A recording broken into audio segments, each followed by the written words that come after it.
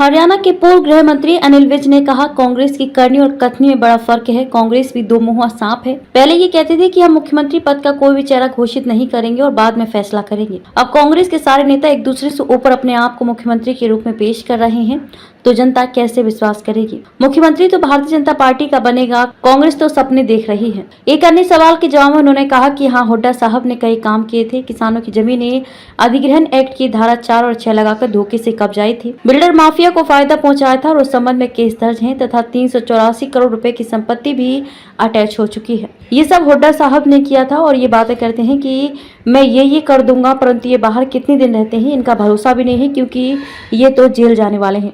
राहुल गांधी ने भाजपा से सवाल किया कि हरियाणा के युवा क्यों डंकी के जरिए बाहर जा रहे हैं और अपनी जिंदगी खराब कर रहे हैं। के संबंध में पूछे गए सवाल के जवाब में उन्होंने कहा कि राहुल गांधी की दादी और पिता प्रधानमंत्री रहे हैं, तो उनको पता नहीं है कि उस समय ब्रेन ड्रेन किसको कहते थे। उस समय ब्रेन ड्रेन का बहुत ही रिवाज था। भारत के काबिल लोग नौकरी की चाह में ठोकरें खा खा कर विदेशों में चले जाते थे। उन्होंने कहा कि भाजपा लगातार किसानों के बारे में सोचती है। भारतीय जनता पार्टी की सरकार किसानों को साल भर में किसान सम्मान निधि के रूप में 6,000 रुपए दे रही है। हरियाणा में हम 24 फसलों का एमएसपी दे रहे हैं। सारे देश में कांग्रेस की एक भी सरकार बता दो जो इतनी फसलों पर एमएसपी देती हो, लेकिन हमारी हरियाणा की सरकार दे रही है। कांग्रेस के राष्ट्रीय अध्यक्ष मल्लिकार्जुन खड़गे के बयान कि हरियाणा में उनकी सरकार आई तो शहीद हुए किसानों का स्मारक बनाया जाएगा के संबंध में पूछे गए सवाल के जवाब में उन्होंने कहा कि इस प्रकार की बातें गुमराह करने के लिए की जाती हैं और उन्हें पता है कि उनकी सरकार नहीं आ रही है और इन्होंने भड़काना है और ये किसी न किसी प्रकार से भड़काते हैं। दिल्ली की नई मुख्यमंत्री आतिशी की 2 कुर्सियों के रखने के संबंध में पूछे गए सवाल के जवाब में उन्होंने तंज कसते हुए कहा कि मैं जब स्कूल में पढ़ता था तो